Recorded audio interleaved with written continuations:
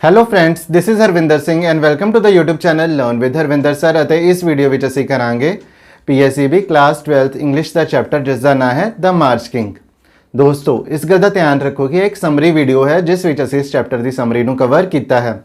ਪਰ ਜੇ ਆਪ ਸਾਰਿਆਂ ਨੇ ਸਾਡੇ ਨਾਲ ਇਸ ਚੈਪਟਰ ਦੇ long question answer, short question answer ਜਾਂ MCQ ਆਬਜੈਕਟਿਵ ਕੁਐਸਚਨਸ ਕਰਨੇ ਹਨ ਤਾਂ ਅਸੀਂ ਉਹਨਾਂ ਦੀਆਂ ਅਲੱਗ ਤੋਂ ਵੀਡੀਓਜ਼ ਬਣਾਈਆਂ ਹਨ ਜਿਨ੍ਹਾਂ ਦੇ ਲਿੰਕ ਥੱਲੇ ਡਿਸਕ੍ਰਿਪਸ਼ਨ ਬਾਕਸ ਵਿੱਚ ਦਿੱਤੇ ਗਏ ਹਨ। ਤੇ ਪਾਠ ਦੀ ਪੂਰੀ ਤਰ੍ਹਾਂ ਤਿਆਰੀ ਲਈ ਆਪ ਸਾਰੇ ਵਿਦਿਆਰਥੀ ਉਹਨਾਂ ਵੀਡੀਓਜ਼ ਨੂੰ ਵੀ ਜ਼ਰੂਰ ਦੇਖੋ। ਤੇ ਜੇ ਅਜੇ ਤੱਕ ਆਪ ਸਾਰਿਆਂ ਨੇ YouTube channel learn with Harvinder sir ਨੂੰ ਸਬਸਕ੍ਰਾਈਬ ਨਹੀਂ ਕੀਤਾ ਤੇ ਚੈਨਲ ਨੂੰ ਸਬਸਕ੍ਰਾਈਬ ਜ਼ਰੂਰ ਕਰੋ ਤਾਂ ਕਿ ਨਵੀਆਂ ਵੀਡੀਓਜ਼ ਆਪ ਸਾਰਿਆਂ ਨੂੰ ਸਮੇਂ ਸਿਰ ਪ੍ਰਾਪਤ ਹੋ ਸਕਣ। ਆਓ ਸ਼ੁਰੂ ਕਰਦੇ ਹਾਂ।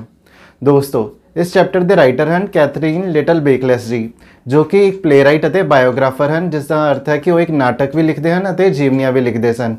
ਤੇ ਇਹ ਜਿਹੜਾ ਪਾਠ ਹੈ ਦ ਮਾਰਚ ਕਿੰਗ, ਇਹ ਵੀ ਇੱਕ ਬਾਇਓਗ੍ਰਾਫੀ ਹੈ, ਇੱਕ ਜੀਵਨੀ ਹੈ। ਕਿੰਨਾ ਦੀ ਬਾਇਓਗ੍ਰਾਫੀ ਹੈ? ਜੌਨ ਫਿਲਿਪ ਸੌਸਾ ਦੀ।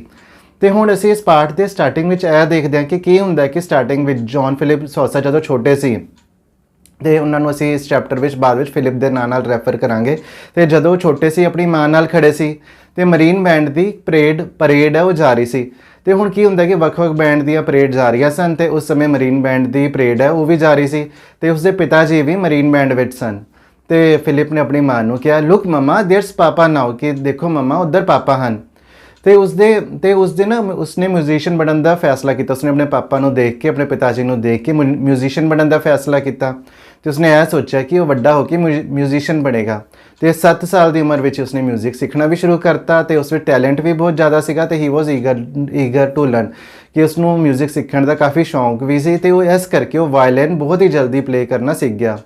ਤੇ ਹੁਣ ਹੋਇਆ ਕਿ ਉਸਨੂੰ ਵਾਇਲਿਨ ਦਾ, ਮਿਊਜ਼ਿਕ ਦਾ ਤਾਂ ਸ਼ੌਕ ਸੀ ਤੇ ਸਪੋਰਟਸ ਬੇਸਬਾਲ ਦਾ ਵੀ ਬਹੁਤ ਸ਼ੌਕ ਸੀ।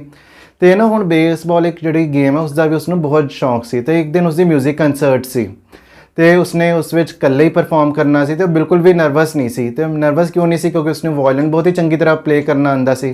ਤੇ ਕੰਸਰਟ ਵਾਲੇ ਦਿਨ ਉਹ ਬੇਸਬਾਲ ਖੇਡਣ ਚਲਾ ਗਿਆ।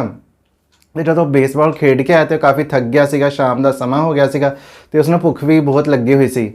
ਤੇ ਹੁਣ ਜਦੋਂ ਘਰ ਆਇਆ ਤੇ ਉਸਨੂੰ ਪਤਾ ਲੱਗਿਆ ਵੀ ਉਸਦੀ ਮਾਂ ਆਪਣੀ ਸਹੇਲੀ ਦੇ ਬਿਮਾਰੀ ਦੇ ਸਿਲਸਿਲੇ ਵਿੱਚ ਅਚਾਨਕ ਗਏ ਹੋਏ ਹਨ, ਕਿ ਉਸਦੀ ਮਾਂ ਨੂੰ ਅਚਾਨਕ ਜਾਣਾ ਪੈ ਗਿਆ। ਤੇ ਉਹ ਖਾਣ ਵਾਸਤੇ ਸੈਂਡਵਿਚ ਰੱਖ ਗਏ ਹਨ ਤੇ ਨੋਟ ਵਿੱਚ ਇਹ ਲਿਖ ਕੇ ਚਲੇ ਗਏ ਸਨ ਕਿ ਮੈਨੂੰ ਜਾਣਾ ਪੈ ਗਿਆ ਅਚਾਨਕ ਤੋਂ। ਹੁਣ ਜਿਹੜੀ ਫਿਲਿਪ ਦੀ ਸ਼ਰਟ ਹੈ ਉਹ ਕਾਫੀ ਜ਼ਿਆਦਾ ਮੈਲੀ ਹੋ ਚੁੱਕੀ ਸੀ ਖੇਡ ਕੇ ਤੇ ਹੁਣ ਕੰਸਰਟ ਵਿੱਚ ਪਾਉਣ ਲਈ ਉਸ ਕੋਲ ਸ਼ਰਟ ਵੀ ਨਹੀਂ ਸੀ। ਤੇ ਉਸਨੇ ਇਹ ਗੱਲ ਆਪਣੇ ਮਿਊਜ਼ਿਕ ਟੀਚਰ ਮਿਸਟਰ ਐਸਪੂਟਾ ਨੂੰ ਦੱਸੀ ਕਿ ਉਸ ਕੋਲ ਸ਼ਰਟ ਨਹੀਂ ਹੈ। ਤੇ ਮਿਸਟਰ ਐਸਪੂਟਾ ਨੇ ਕਿਹਾ ਕਿ ਮੇਰੇ ਘਰ ਚਲਾ ਜਾ। ਤੇ ਉਹ ਮਿਸਟਰ ਐਸਪੂਟਾ ਦੇ ਘਰ ਚਲਾ ਗਿਆ। ਤੇ ਹੁਣ ਮਿਊਜ਼ਿਕ ਟੀਚਰ ਦੀ ਵਾਈਫ ਮਿਸਿਸ ਐਸਪੂਟਾ ਨੇ ਉਸਨੂੰ ਸ਼ਰਟ ਦਿੱਤੀ ਤੇ ਉਸਨੂੰ ਸ਼ਰਟ ਤੇ ਮਿਲ ਗਈ, ਬਟ ਉਹ ਸ਼ਰਟ ਕਾਫੀ ਜ਼ਿਆਦਾ ਵੱਡੀ ਸੀ।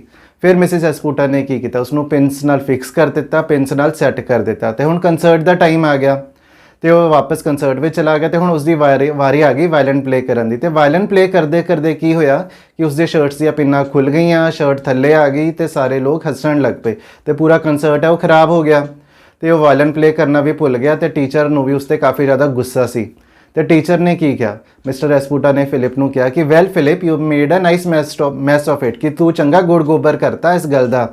ਤੇ ਨੋ ਰਿਫਰੈਸ਼ਮੈਂਟ ਫॉर ਯੂ, ਹੁਣ ਤੈਨੂੰ ਕੋਈ ਰਿਫਰੈਸ਼ਮੈਂਟ ਵੀ ਨਹੀਂ ਮਿਲੂਗੀ। ਤੇ ਕੀ ਹੁੰਦਾ ਹੈ ਕਿ ਕੰਸਰਟ ਤੋਂ ਬਾਅਦ ਪਾਰਟਿਸਪੈਂਟ ਨੂੰ ਰਿਫਰੈਸ਼ਮੈਂਟ ਵੀ ਮਿਲਦੀ ਹੈ, ਬਟ ਫਿਲਿਪ ਨੂੰ ਰਿਫਰੈਸ਼ਮੈਂਟ ਵੀ ਨਾ ਮਿਲੀ।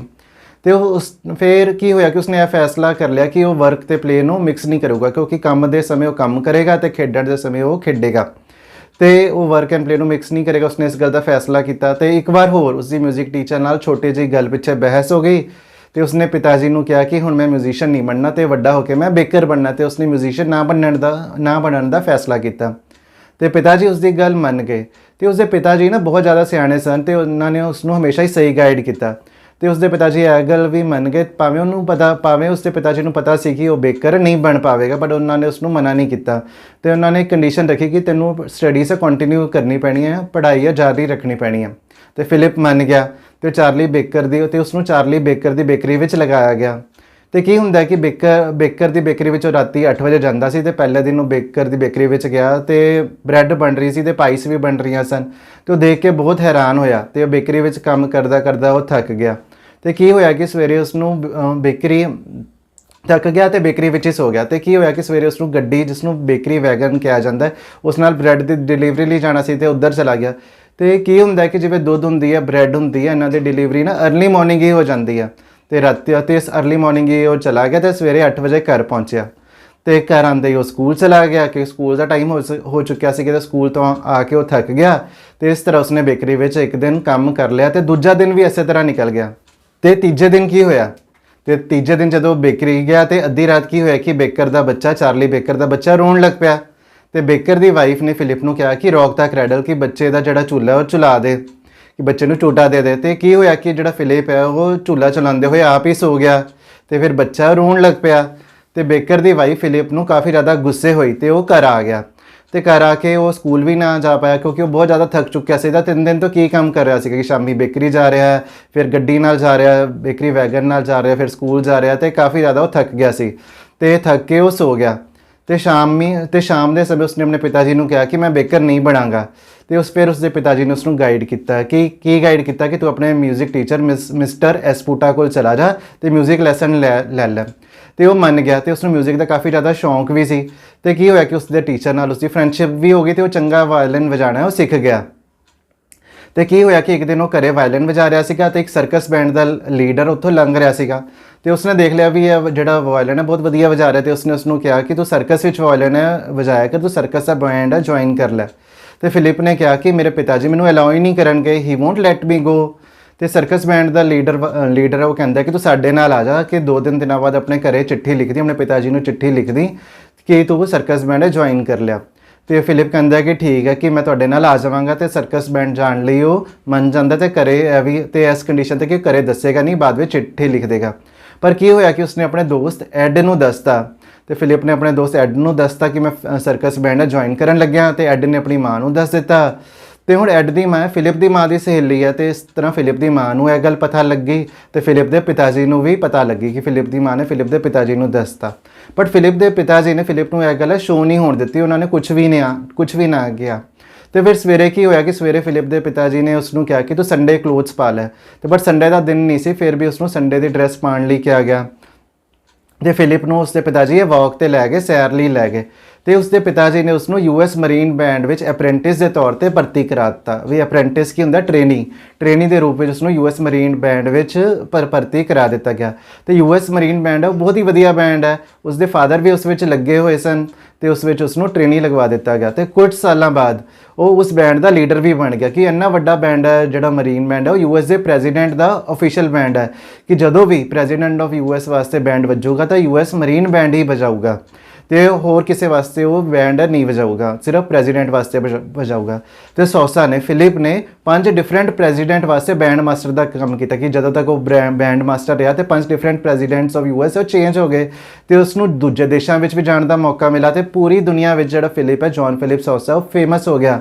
ਤੇ ਹੁਣ ਉਸ ਤੋਂ ਬਾਅਦ ਕੀ ਹੋਇਆ, ਉਸ ਤੋਂ ਬਾਅਦ ਉਸਨੇ ਕਈ ਮਾਰਚ ਲਿਖੇ। ਮਾਰਚ ਕੀ ਹੁੰਦਾ, ਮਾਰਚ ਇੱਕ ਧੁਨਾਂ ਨੂੰ ਜਿਹੜਾ ਕੰਪੋਜ਼ ਕਰਕੇ ਧੁਨ ਬਣਾਈ ਜਾਂਦੀ ਹੈ ਉਸਨੂੰ ਮਾਰਚ ਕਿਹਾ ਜਾਂਦਾ। ਵੀ ਉਸਨੇ ਕਈ ਧੁਨਾਂ ਨੂੰ ਕੰਪੋਜ਼ ਕੀਤਾ ਤੇ ਉਸਨੇ 100 ਤੋਂ ਵੱਧ ਧੁਨਾਂ ਬਣਾਈਆਂ, 100 ਤੋਂ ਵੱਧ ਮਾਰਚ ਲਿਖੇ। ਇਸ ਕਰਕੇ ਜੌਨ ਫਿਲਿਪ ਸੌਸਾ ਨੂੰ ਦਾ ਮਾਰਚ ਕਿੰਗ ਵੀ ਕਿਹਾ ਜਾਂਦਾ ਤੇ ਸਾਡੇ ਚੈਪਟਰ ਦਾ ਵੀ ਨਾਂ ਹੈ ਦਾ ਮਾਰਚ ਕਿੰਗ। ਤੇ ਉਸ ਤੋਂ ਬਾਅਦ ਕੀ ਹੋਇਆ, ਵਾਸ਼ਿੰਗਟਨ ਪੋਸਟ ਜੋ ਕਿ ਇੱਕ ਨਿਊਜ਼ਪੇਪਰ ਹੈ ਉਸਨੇ ਨਾ ਐਸੇ ਕੰਟੈਸਟ ਰੱਖਿਆ ਸੀਗਾ ਤੇ ਐਸੇ ਕੰਟੈਸਟ ਜਿਸ ਦਿਨ ਅਵਾਰਡ ਮਿਲਣਾ ਸੀ, ਅਵਾਰਡ ਦਿੱਤਾ ਜਾਣਾ ਸੀ ਤੇ ਉਸ ਅਵਾਰਡ ਸੈਰੇਮਨੀ ਵਿੱਚ ਯੂਐਸ ਮਰੀਨ ਬੈਂਡ ਦਾ ਵੀ ਪਰਫਾਰਮੈਂਸ ਸੀ। ਯੂਐਸ ਮਰੀਨ ਬੈਂਡ ਨੂੰ ਵੀ ਬੁਲਾਇਆ ਗਿਆ। ਵੈਸੇ ਤਾਂ marine band president of US the official band ਹੈ ਪਰ ਉਸ ਦਿਨ ਮਰੀਨ ਬੈਂਡ ਨੇ ਵਾਸ਼ਿੰਗਟਨ ਪੋਸਟ ਨਿਊਜ਼ਪੇਪਰ ਲਈ ਵੀ ਪਰਫਾਰਮ ਕਰਨਾ ਸੀ ਤੇ ਉੱਥੇ ਉਸਨੂੰ ਸੱਦਿਆ ਗਿਆ। ਫਿਰ ਉਸ ਲਈ ਨਾ ਉਸ ਪਰਫਾਰਮੈਂਸ ਦੇ ਲਈ ਫਿਲਿਪ ਨੇ ਇੱਕ ਸਪੈਸ਼ਲ ਮਾਰਚ ਲਿਖਿਆ, ਇੱਕ ਸਪੈਸ਼ਲ ਧੁਨ ਉਹ ਕੰਪੋਜ਼ ਕੀਤੀ ਤੇ ਜਦੋਂ ਮਾਰਚ ਵੱਜ ਰਿਹਾ ਸੀ, ਜਦੋਂ ਪਰਫਾਰਮੈਂਸ ਚੱਲ ਰਹੀ ਸੀ, ਕਾਫੀ ਲੋਕ ਦਰਖਤਾਂ ਦੇ ਪੇੜਾਂ ਦੇ ਆਲੇ ਦੁਆਲੇ ਖੜੇ ਹੋ ਗਏ ਤੇ ਜੌਨ ਫਿਲਿਪ ਸੌਸਾ ਦੀ ਇੱਕ ਝਲਕ ਦੇ ਲਈ ਤੇ ਜਿਹੜਾ ਮਿਊਜ਼ਿਕ ਚੱਲ ਰਿਹਾ, ਜਿਹੜਾ ਮਾਰਚ ਚੱਲ ਰਿਹਾ ਉਸਨੂੰ ਸੁਣਨ ਦੇ ਲਈ।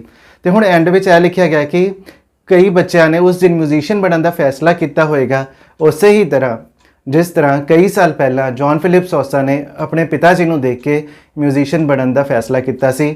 ਤੇ ਇਸ ਤਰ੍ਹਾਂ ਇਹ ਕਹਾਣੀ ਖਤਮ ਹੋ ਜਾਂਦੀ ਹੈ। ਤੇ ਦੋਸਤੋ ਬਹੁਤ ਹੀ ਵਧੀਆ ਜੀਵਨੀ ਸੀ ਹੈ ਦਾ ਮਾਰਚ ਕਿੰਗ ਤੇ ਇਸ ਦੀ ਕੀ ਥੀਮ ਹੈ ਤੇ ਇਸ ਤੋਂ ਸਾਨੂੰ ਕੀ ਸਿੱਖਿਆ ਮਿਲਦੀ ਹੈ ਕਿ ਅਸੀਂ ਜੌਨ ਫਿਲਿਪ ਸੌਸਾ ਦੀ ਜੀਵਨੀ ਤੋਂ ਕੀ ਸਿੱਖ ਸਕਦੇ ਹਾਂ।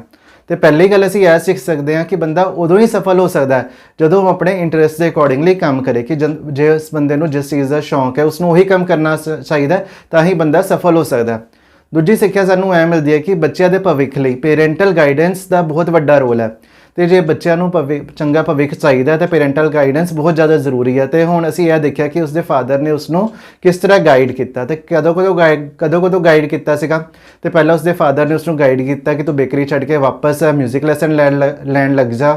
ਤੇ ਜਦੋਂ ਫਿਲਿਪ ਸਰਕਸ ਬੈਂਡ ਵਿੱਚ ਜਾਣ ਵਾਲਾ ਸੀ ਤਾਂ ਉਸਦੇ ਫਾਦਰ ਨੇ ਕੀ ਕੀਤਾ, ਉਸਦੇ ਫਾਦਰ ਨੇ ਉਸਨੂੰ ਪਤਾ ਵੀ ਨਹੀਂ ਲੱਗਣ ਦਿੱਤਾ ਤੇ ਉਸਨੂੰ president of US the official band ਹੈ, ਮਰੀਨ ਬੈਂਡ ਹੈ, ਉਹ ਜੁਆਇਨ ਕਰਾਤਾ ਕਿ ਕਿੱਥੇ ਉਹ ਸਰਕਸ ਬੈਂਡ ਵਿੱਚ ਜਾਣ ਵਾਲਾ ਸੀ ਤੇ ਕਿੱਥੇ ਉਹ ਪ੍ਰੈਜ਼ੀਡੈਂਟ ਆਫ ਯੂਐਸ ਦੇ ਆਫੀਸ਼ੀਅਲ ਮਰੀਨ ਬੈਂਡ ਵਿੱਚ ਚਲਾ ਗਿਆ।